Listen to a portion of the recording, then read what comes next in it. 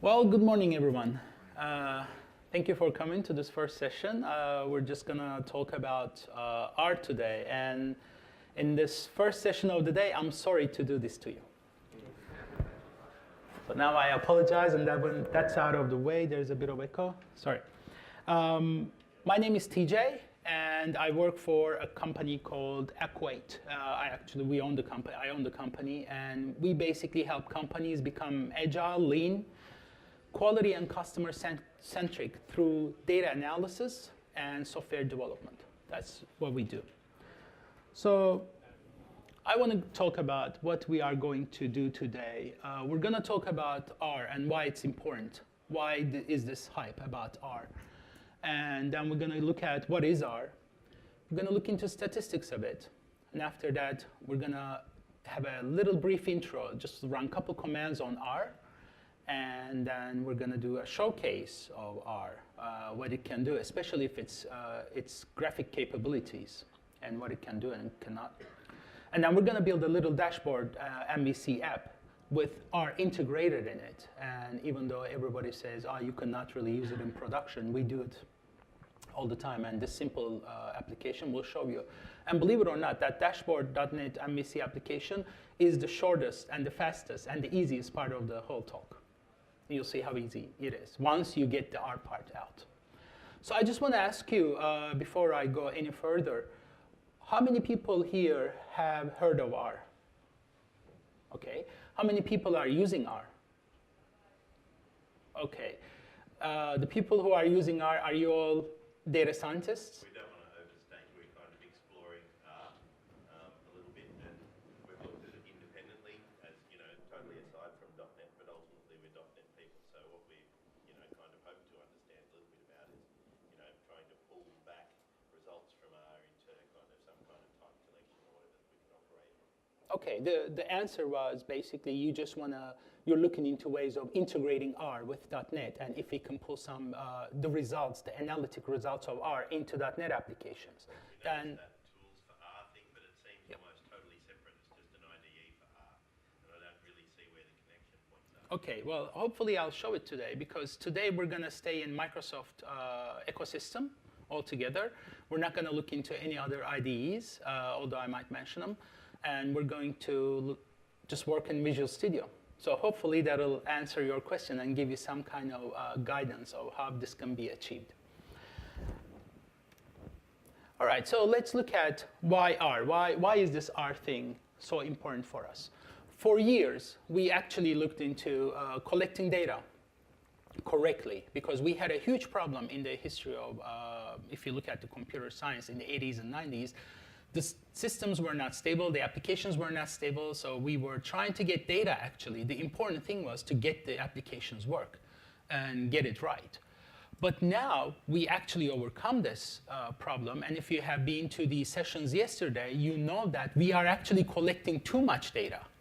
We are collecting data from people, from websites, from mobile applications, error logs, usage logs, every kinds of trends, we're collecting, and we know what Amazon does, for example, and they are actually the perfect example of collecting data. So we have too much of it. With too much data, we now have a couple problems. One of them is what we call big data. We have so much data that we need to make sense of this data somehow. And then on top of it, the big data focuses on general trends and tries to make sense of the big picture. Then we have what I call small data. Small data focuses on individual trends. So if I have to give you an Amazon example, for example, when you're looking at the general trends, how many people buy what kind of books and all that, that will be analyzing big data. If you just look at TJ, what TJ is doing in Amazon, what books he's purchasing and all that, that will be the small data. And with both of them on the rise, and companies, not just software companies, but manufacturing companies, retail companies, are getting into collecting this data and trying to make sense of it, now data science is actually becoming more and more popular. And when data science becomes more popular, the tools they use kind of get focused as well. And for years, the number one choice for data scientists was a language called Python. How many of you have heard of Python? Almost all of you. How many have you used Python? Cool, so you know what I'm talking about. Python is a general purpose language, as you know. So you can actually do some data analytics as well as get into web applications. You can do web pages and web applications with it. It can still be argued that it's #1 tool.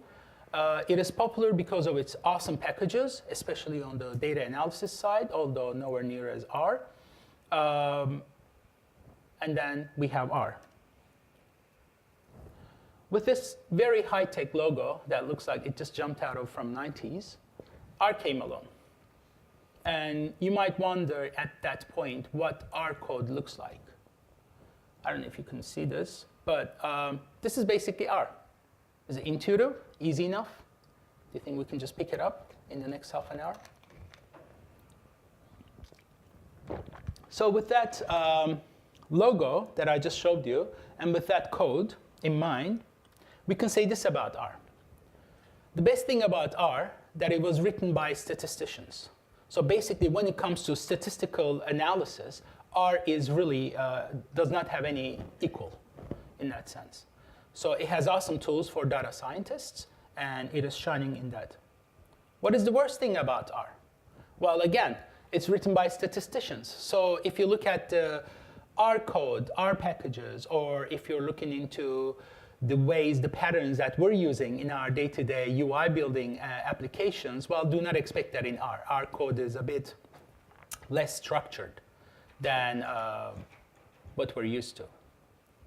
So, and there's a reason for it, because for data scientists, programming or how they program is second to data analysis. For them, the important thing is analyzing the data and getting the correct answers back.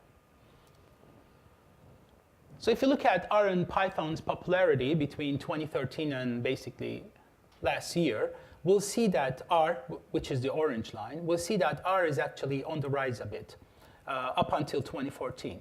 Then about 2015 onwards, it declined in popularity. Now it's gaining back again. And can you make a guess why you think it actually declined in 2015? No.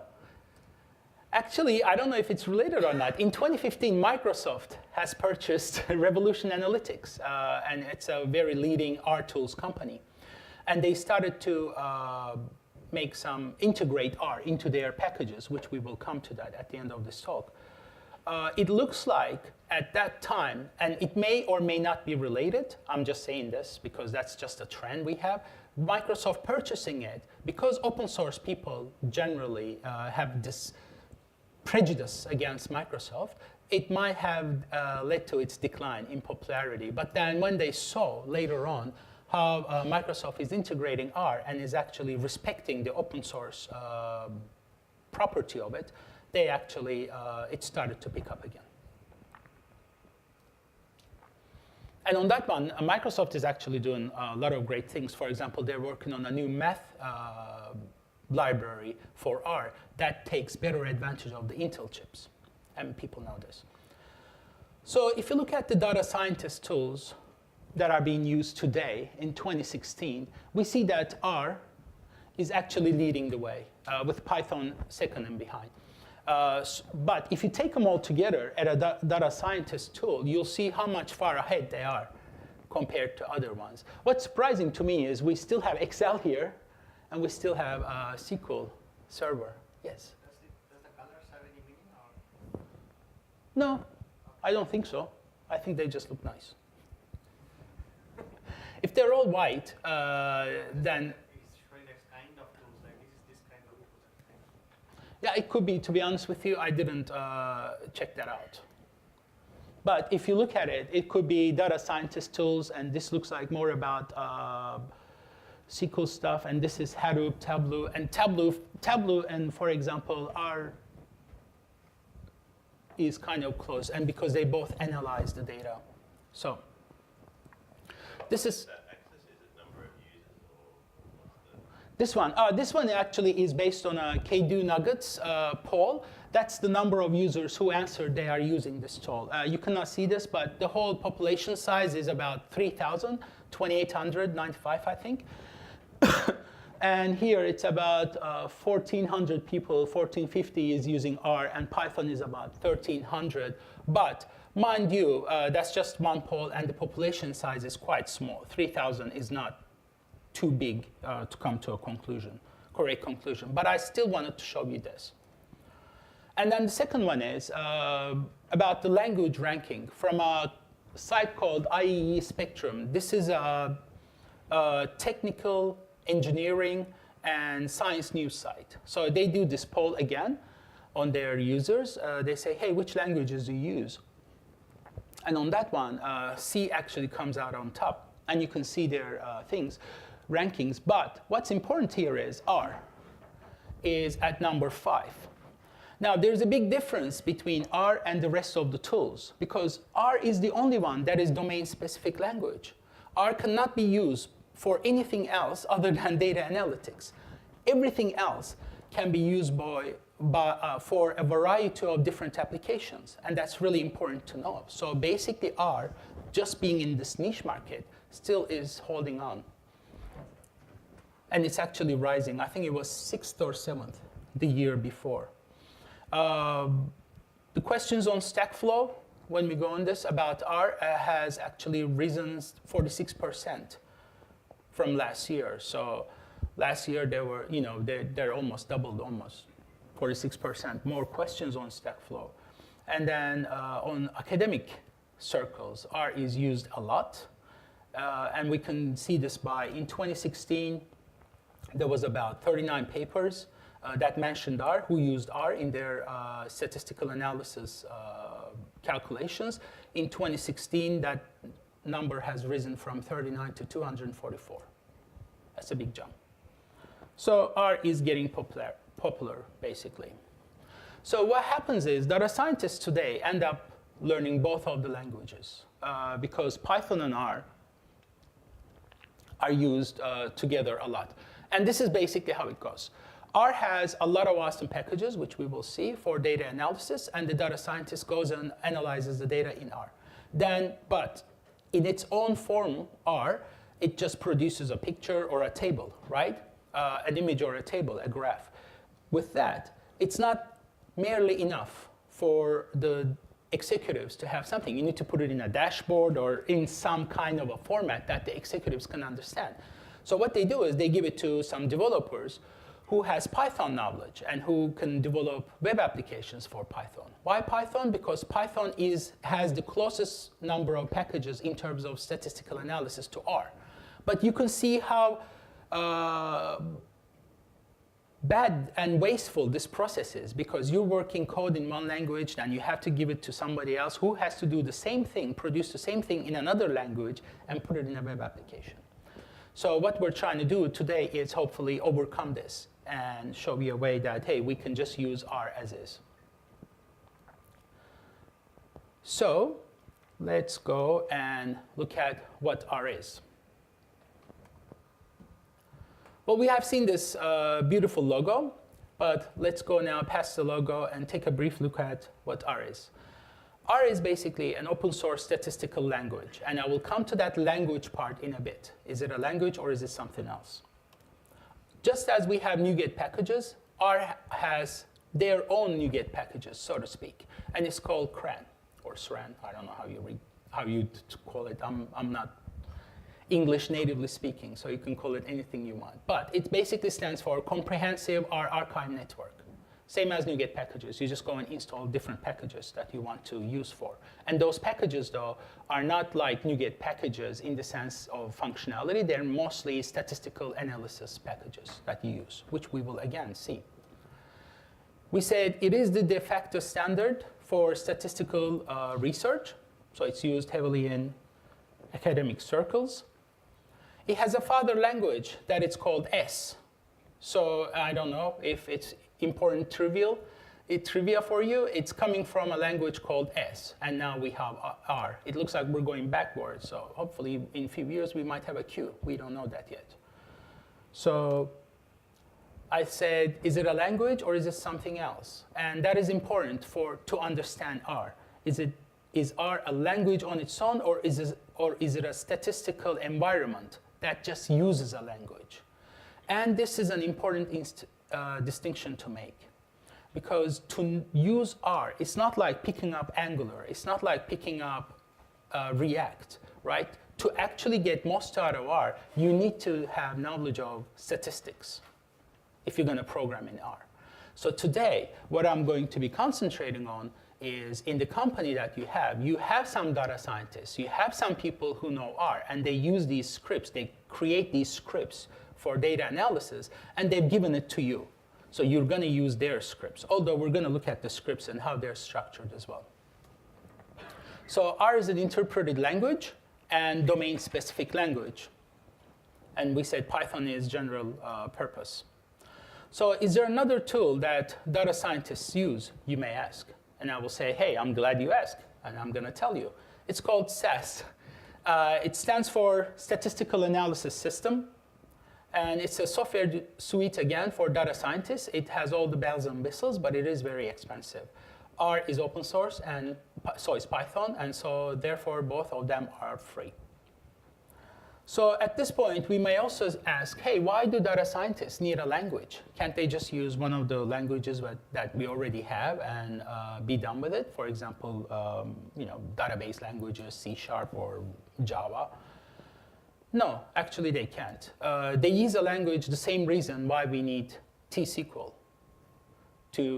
Just as when it comes to database manipulation, T-SQL or SQL language is the best language for that purpose. So is R is the best language for statistical analysis because it does manipulation of tables better than anybody else. It does vector operations. Vector is a very basic data structure in R. We'll see in a couple of minutes. And it does data manipulation and interactive data analysis better than anyone else. So that's why they needed a language to do some statistics. So let's look at statistics, and we'll say, hey, hello, statistics.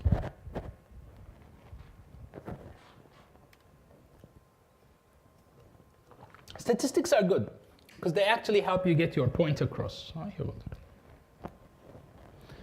They help you get your point across, even though it may be meaningless. You still make better sense when you give something in statistics and put it in some visualization. And it actually gives you impressive stuff as well when they're put in a graph. But more importantly, statistics help us make confident decisions when we have limited information. So let's take a look at this. Let's take a look at what I mean by this. Let's say we want to know the average weight of all people in a country. What do we do in this case? Well, we can just go and weigh everybody one by one. But for practical reasons, we can't do that, right? It's impossible to go through everybody in a country and weigh them one by one and then divide it to the number of people and get an average weight. So what the statisticians do is they actually get a population sample and they try to be as diverse as possible. And they calculate the average weight of that population. And from that limited sample, they go into the general and they say, hey, okay, this is the average weight of this population. And they do this using some statistical tools. But it is very important for data to be unbiased and clean. And that's why statisticians and data scientists spend a lot of time, and I mean a lot, more than half of their time, on cleaning and pruning data that they have, because it is very important to them. So basically, we need to use the right statistical tools to make decisions with limited information. And on top of it, we said the worst thing about R, that it was written by statisticians. Well, they do not think like programmers. They do not think like mathematicians either, even though they use math.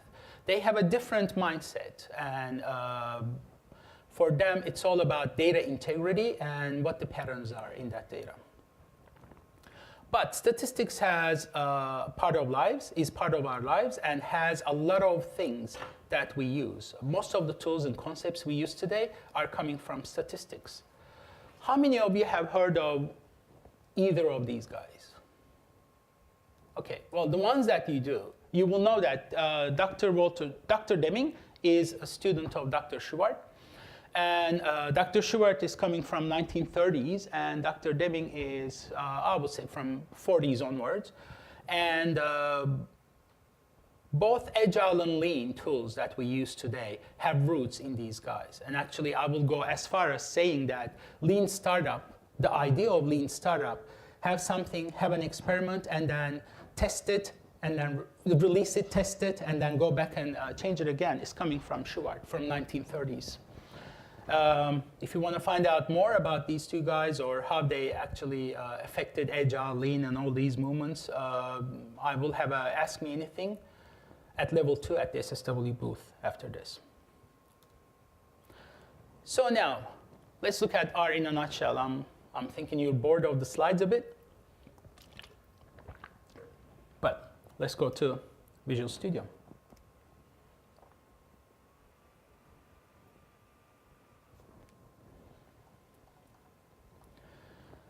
So Visual Studio, Microsoft has bought an application, a company called Revolution Analytics. And Revolution Analytics has a program called R Studio.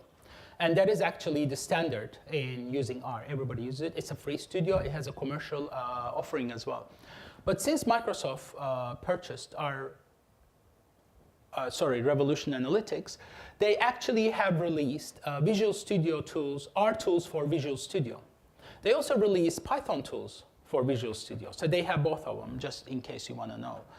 And this is the one that is installed with it. You have to install the R tools for Visual Studio, and then R itself, the R engine itself, as well as a math library, which is called MKL, for all this to work. And you can get this easily if you just go and say install R tools for Visual Studio. So we run our code in the R interactive window here. And most of the times you need to realize R is basically designed for one computer. So the data scientist gets and does whatever it needs to do.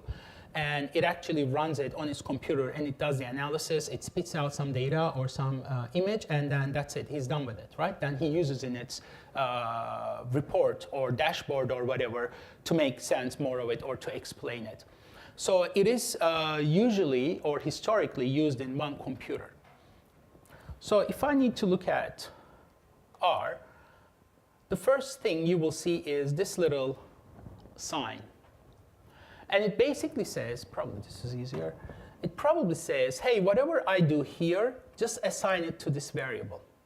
This is the same as x. This is the same as equal.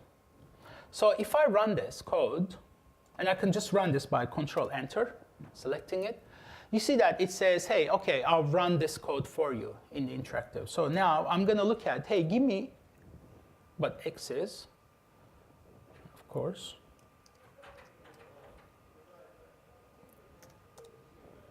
Give me what x is, and it has given me the x values. I'll actually get this up a bit. It's a bit better.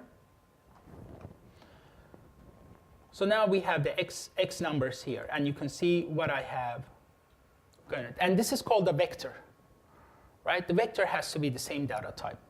But if I do this, and if I go and ask for x again, you will see that it does the same. So once you see, that's the first thing though. In the all of the R codes that I've looked at or I've seen, nobody uses the equal sign. They always use this assigning sign. So first of all, do not get off, put off by when you see this sign. Is actually, it means equal. So that's the most important thing when we see it. Oh my God, what is this? So then it makes it a bit easier. So if you look at, for example, some of the things that R can do, I want to get the second highest value in R. So, and it just gives me 93, right? So, and I want to get the third element. And it turns out to be, it's still 93, and you can see it here. Or I want to define a vector with Fahrenheit in degrees. So I have a bunch of Fahrenheit. C means combined, so it just combines these values. And so I have a bunch of values in Fahrenheit that I want to put on. So what I do is right now I have this temps. I put it in my temps variable. And if I go and write this, it will give me what the vector is. Now, there is an easier way to see all of this data in the R tools. This little thing is, I usually have this all open. It's just, I apologize, the screen resolution we have here is pretty low. There is this thing called Variable Explorer. And whenever you put something into a variable, it actually gives you all of the variables it has. Look, I've been using n because we used it for the sorting. And we had temps variable, and we had the x, right? So last one was the temps. If you remember, we put the Fahrenheit values in it.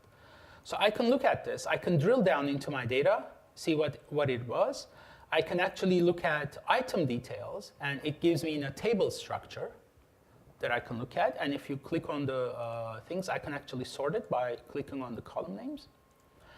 And on top of it, I can actually click on this little X, and it will put this data into Excel sheet for me. So it gives you some really nice tools out of the box, and this is out of the box. This is free for everybody. And it gives you some really nice tools to look at the data, to explore. It may not be necessary in, when you have 5 rows like this, but when you have a few hundred, even few hundred gets really complicated, and you may want to look at data. So another thing with R is we said everything is vectorial. So what I'm going to say, remember, this is a vectorial thing, right? Variable, and I have a bunch of values in it. I have 1, 2, 3, 4, 5 values in it. So when I do minus 32, when I say, hey, subtract 32 from this vector variable, what do you think will happen?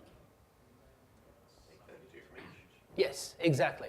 It's going to go and take 32 from each. And that's important to know, because if you want to do one of them, just one of them, you have to actually extract that variable first and then do the subtraction or whatever calculation you want to do. So if you want to do conversion to Celsius,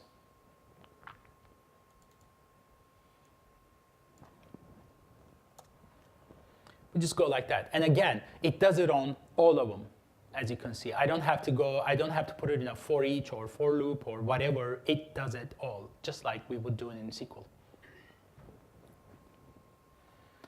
So if we define 2 different vectors, and I have 2 different values here, so I have x1 and x2, and right now they have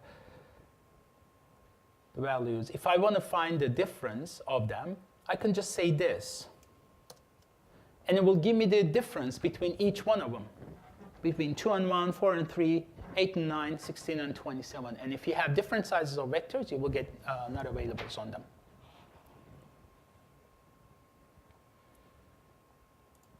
So let's look at some other examples. So far, so good on the R. This is just the basic, very simple R things. The reason I'm showing you this is for some reason you come across some R code. Do not be put off. It actually, I just wanted to get you familiar with the syntax of the code. So I'm going to be looking at US elections, their heights, people's heights. And we're going to go from 2008 to 1948. And we're going to see how easy it is to do this in R. So I'm going to actually go and clear my screen. And I'm going to clear my variables. So these are the heights of the US election winners, since we're in an election year. And these are the heights of the opponents. So let's run this. And now we have this data in our winners and opponents. And if you look at our variable explorer, we have our winners here. Awesome. And we have our opponents and we have our winners. And those are their heights. So what I want to know is, first of all, hey, how many records do I have in each? So we can just use this little code to say, hey, OK, we have 16 years. But one thing we do not have, we said, hey, we're going to look at this data from 1948 to 2008, right? We don't have data, years in this data. So we have to assign data, years to them. So we just say, hey, just give me a sequence starting from 2008. So it just reads like English. Give me a sequence starting from 2008, go back to 1947, and just subtract it by 4.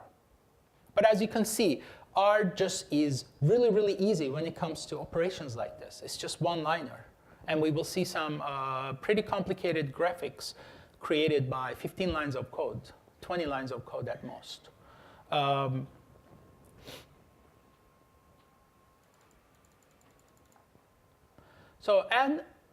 with this, now we have the years. I'll just show it to you here. We have all of the years. It just did it for us. Now, what I want to do is actually, on this one, when it's the winner, these two 188s actually belong to President Clinton.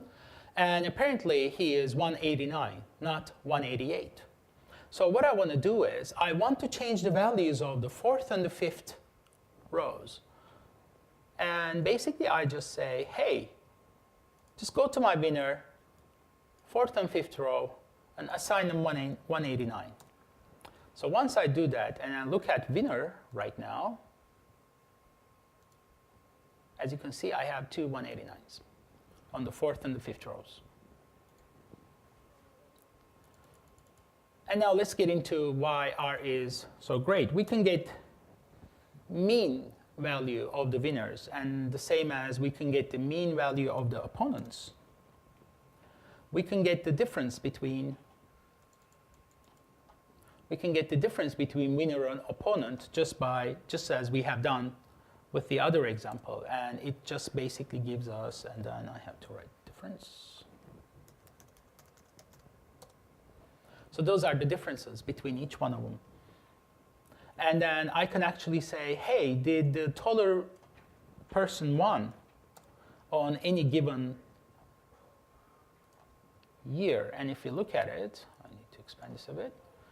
If you look at this, it will say for each year if it's true or not. But as you can see, at this point, the data is still very disconnected, right? The years are somewhere.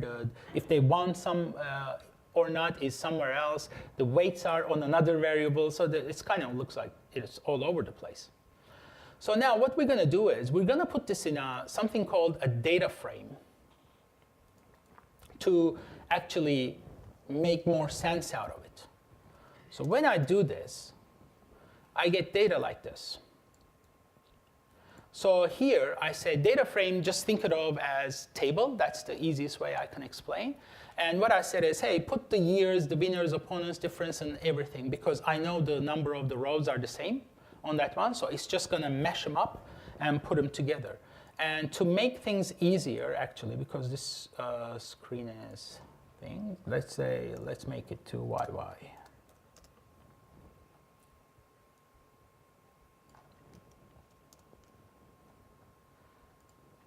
So now it actually has put everything all together, even though they were in different variables. So you can see it's actually pretty easy to use once you get some hang of it, to do some data manipulation and play with the data. So now, because we're statisticians, we want to see what's the percentage of the taller candidate winning. And it just gives us, hey, first of all, I want to know how many that they have won. And it says the taller candidate has chance of 75% winning than the shorter candidate. And then I don't have this package, and I don't have good internet. So right now, I'm just going to plot this. We're going to put it in a graphic. And then what it did is, it just put a plotting thing. Here the opponent heights, and here are the winner heights. But as you can see, it's really, really easy to make graphics and visualization of data with R. So one last thing I want to show you in this introduction to R is R has some data sets in it. So again, let's clear this up to help you out to demonstrate what R can do. So one of them is called US arrests. And that actually gives you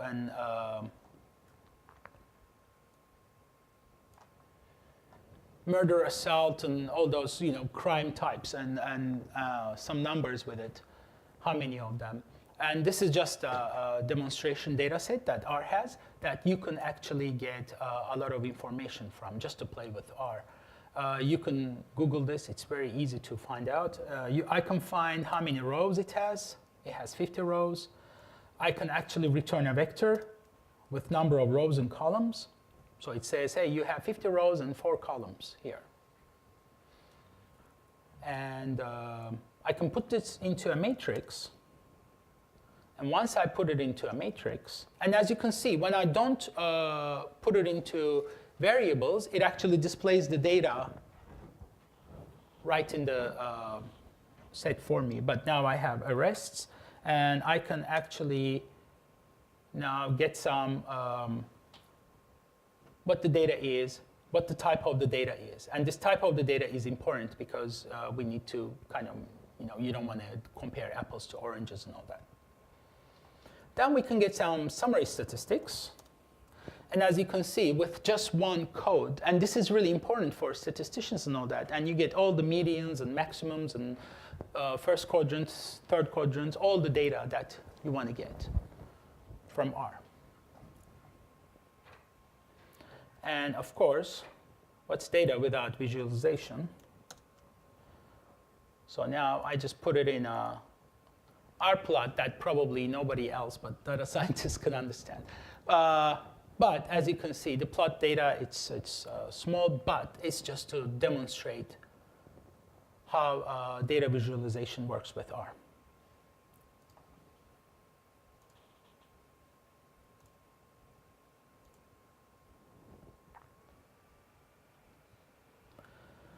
So with that introduction to R, let's take a look at some of the visualizations you can actually achieve with R. This is from Wikipedia. Wikipedia, I think this is the expectancy, male and female life expectancy at birth on different countries. And somebody just said, okay, data scientists, there is a lot of good places on R. There is a place called R bloggers. And they actually just put up some code and some studies because, just as we code for hobbying, they do these kind of things for hobby on their spare time, the data scientists. And they put these codes, and they're really good to study and see how people are using different packages. So we wanted to get something like this tool, like this graphic. And what we do is we actually, again, go back to R. And this is the code that actually gets this done. I'm not going to run this because I cannot connect to Plotly here, but I can show you the data that comes out of this is this. So that code produces this. And the good thing about this is this graphic is interactive. And you get this again out of the box. I can close down. I can look at Africa. I can include America, Asia, and all that. And you just get this out of the box. And I think that's just awesome. With practically few lines of code. And you can see how you can use different packages. We will go into this a bit more soon.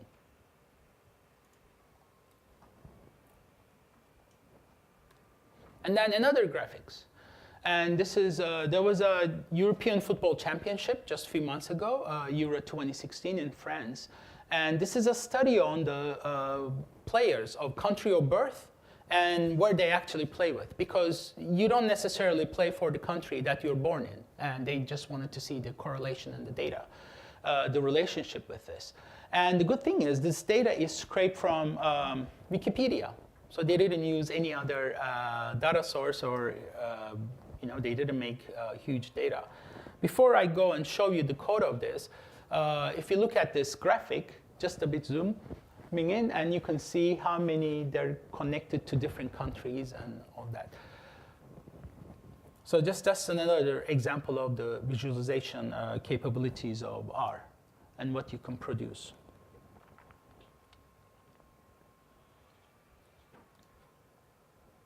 And the data actually is span across multiple things.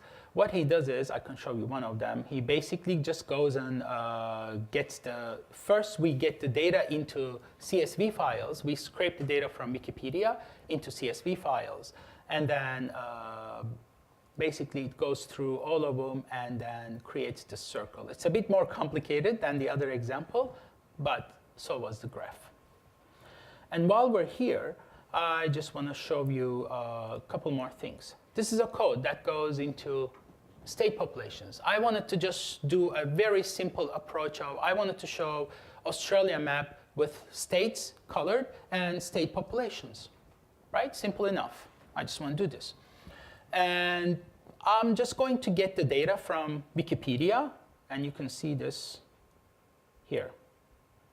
I'm going to hit this address, and this address is actually here. I'm hitting this one. Oh, sorry, not that one. State Center, I don't have this open. I can connect, and I'm not going to bother, but believe me, I will put this on GitHub. You can actually try it. We're going to get this Wikipedia code, and then we're going to read it into a table. As you can see, we're going to get the HTML table. What happens, and then we're going to do some transformations on the data, and then we're going to put it into a map. And your result is going to be, look like, sorry, this. So this spits out, and the reason I showed you in this is because if I run this, it's going to give me, it's been giving me some,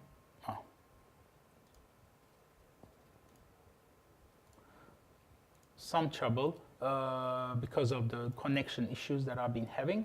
But when you run, and you can, as I said, you can download it from GitHub and run it on your own computer. When you run it, it gives you something like this with the population. So I can actually maybe zoom this down a bit. So you can actually see it put population, and it actually colored the states according to the population that it has. And once you go over the states, it just basically hovers over the state and gives you the population. And again, this is only in few lines of code that we had here. This is the code that produces that graphic. Last but not least, and this is the list of airports. This is for Adam because he likes airports and anything that has to do with airlines. We're just going to go to Wikipedia in this one, and we're just going to get all of these airports. We're going to scrape these, and we're going to put them into our data set, and then we're going to plot this in Australian map. And the code that does this is basically this. Again, we install whatever packages we need to do. Remember, these are our NuGet packages. And then we go to this web address, we scrape the data, we put them into data frames, and we basically just look at different data states, combine the states, get the column names, and we have some libraries to do, and with some geocoding. Now, this is what happens. Basically, what we do here is, at this point, if you look at the Wikipedia, it only has the name of the town and the name of the airport and some airport codes. It doesn't have anything else. But for us to actually correctly plot this on the map, we need latitude and longitude values. So this code, it actually uses the Google Map, ggmap package, and it goes to web, and for each address, it actually goes, hey, where is this town? Give me a longitude and latitude for this town. And it just gets the plots, and then it puts it into a plot. This alone takes about 10 minutes, so that's why I'm not going to do it right now. But I will show you the code, the result. And on top of it, we have a little jQuery library called data tables. How many of you have heard data tables? Do you work with data tables in your visualization? Well, this is what it does. The library DT is the data tables library, and I'm going to put my data into data tables table. So I don't necessarily always need to spit out graphic or an image, I can actually spit out the table as well. And then here, I'm just going to put it into a map. So when we look at the data, this is the data table one, as you're all used to. We can have pagination and all that, and I can actually do normal filtering, and this is just out-of-the-box data table functionality. And this is the resulting plotting graphic. Now, on this map, I do have a couple problems because I don't have anything in Queensland or anything in Western Australia. And the reason for that is I didn't spend too much time in pruning the data. Remember, we talked about pruning data, making sure the data is clean. And here, I actually did not get the correct results. And if I look at the whole world, some of them are in like China and all that. So it just got the wrong names. A couple of them are in the States, I think. It turns out there are same town names as we do in the States, and it just gets them. But just by pruning the data more, making more specific of the data and all that, you can actually get to that. So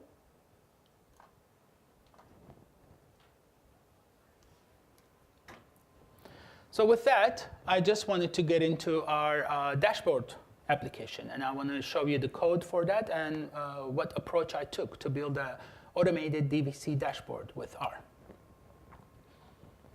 And we're going back and forth. All right, last but not least, and I say this is the easiest part of everything that I have shown you actually. What we do with R is we actually have a project here, solution. As you can see, I call it Northwind Dashboard. I'm going to be using a Northwind database. And there's a guy from New Zealand, Sergey Dumno, I think. This is based on his example from a few years ago, but the R package and the code structure has changed quite a bit. So what I did is I actually pruned that data a bit. I actually made it automated and fit more into the MVC framework. And so thanks to him for providing this data for us too. And what we're going to do is we're actually going to run this on our page. And at the beginning,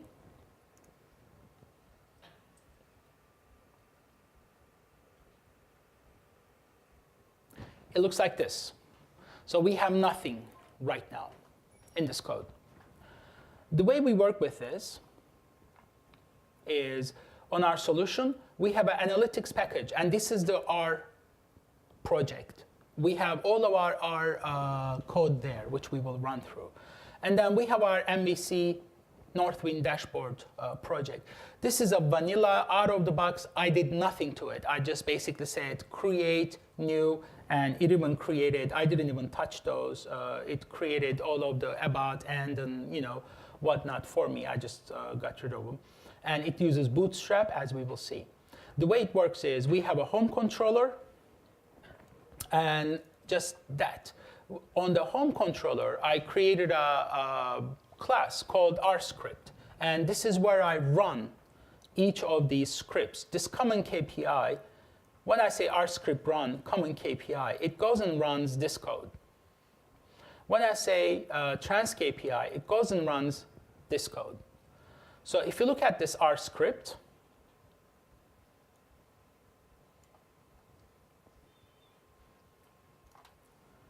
basically what it does is, hey, I'm going to now, this is important because it needs to find something on the server. And we were having some discussions, how can I get this into locality? This is how you get it. You just define where your file names are going to be. And this is on my hard drive. And then we basically then say, hey, you know what, your script, there's a script executable. And this is the R engine. This is the R engine. And we're basically saying this program to say, using this R engine, run the script in this file. And that's all there is to it. When it does, from there on, it's just the normal standard shell execute. And it closes, and it turns back to the controller. And basically, that's all it does. And on my index, now, if I just get this.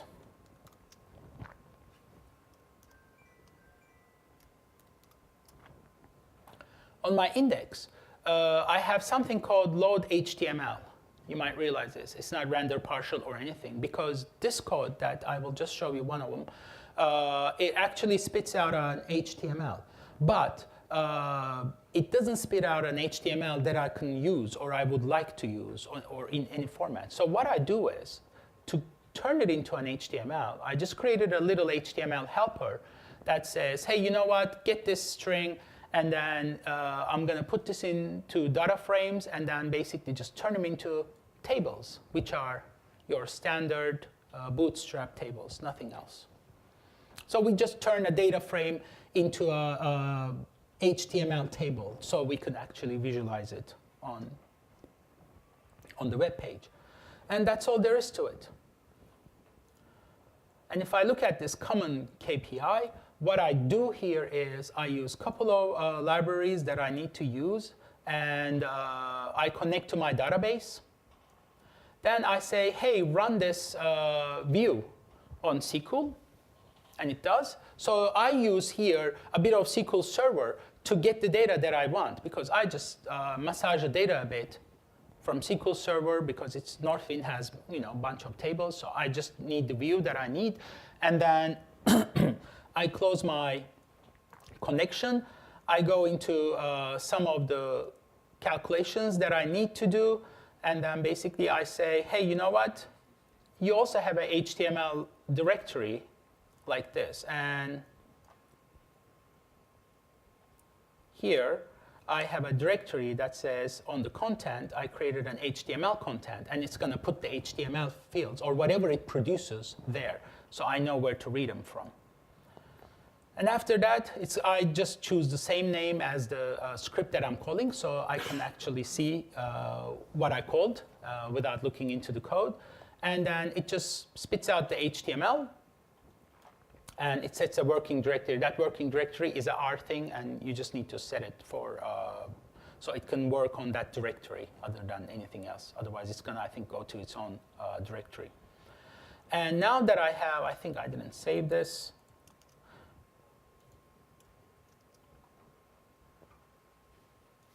Now that I uncommented this code, when I run this, that's actually going to give me some table with some trends on it. And I will write a blog on this, and I will put this code on GitHub.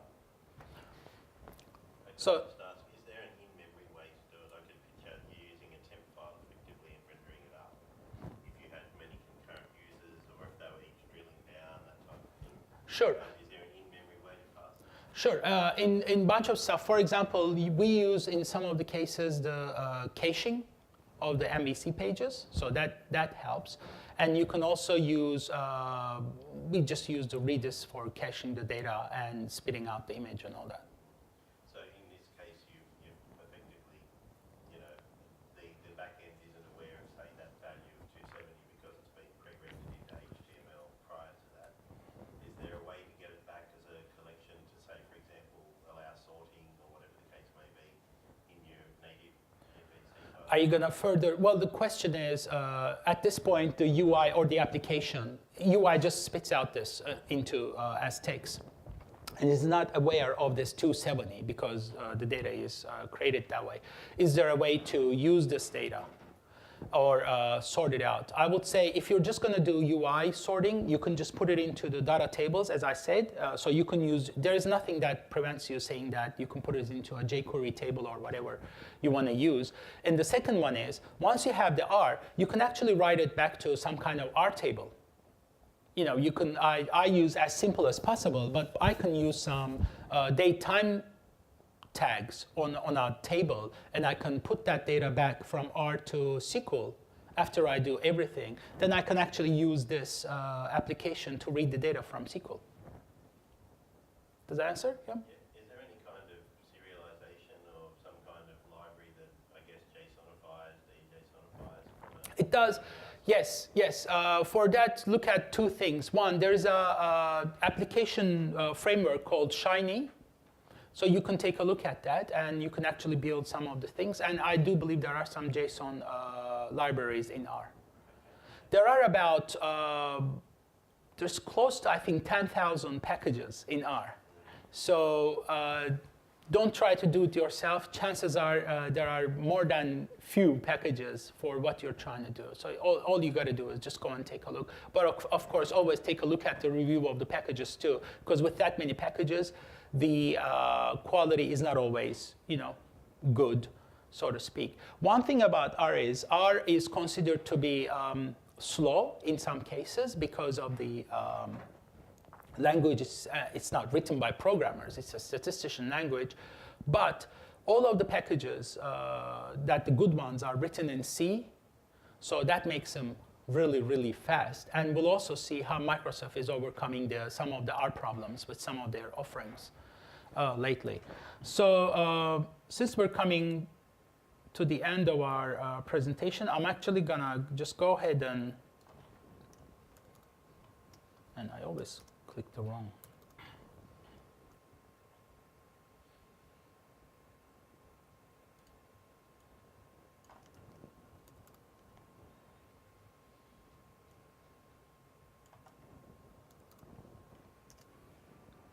So basically, at the end of it, once you follow this through, you will get a bunch of different images. And I will show you here, actually, because of the thing, it didn't render correctly. But as you can see, I can have 2 different tables, and then I can have my graphics as well. And those graphics are basically, I just spits them out as PNGs, and I just read them. And from there on, it's a simple read from the server. And again, that PNG and all that with the MVC's own caching structure, you can actually play with it and make sure that, for example, you may just need it in the morning, and you can run it as a service at night and just spit it out and then don't have to do anything. But this is right now our scripts being run by MVC.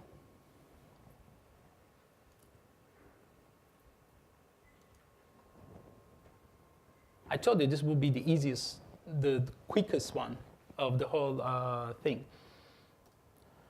So to wrap it up, Microsoft is serious about R, and you can tell how they're integrating into their ecosystem. We have seen Visual Studio. We've used Visual Studio and nothing else for building R packages and building an MVC dashboard with it. Power BI also uses R. You can run R scripts in Power BI. Cortana Analytics suite. You can use, again, R in this suite. But most importantly, lately, on their latest offering, SQL Server 2016, there's an R engine. And with that R engine, we have all kinds of possibilities. Now, R engine in SQL right now, it runs as a script. So basically, whatever script you have in R, you put it in a string variable in SQL Server and run it like that. So it's in its infancy. It's hard to debug. With Visual Studio, I didn't go into those details, but if you go in, I think it's John Lamb, the R tools for Visual Studio director or product manager. He actually has a nice video explaining all of the R tools for Visual Studio and how you can debug and all that. So you get all the debugging capabilities with that. But with Windows and SQL Server, you get the R server, but you don't have an R server per se as a separate product. It just runs as R services in SQL Server 2016. So once you install SQL Server, do not look for R server per se. It actually runs in SQL Server as R services.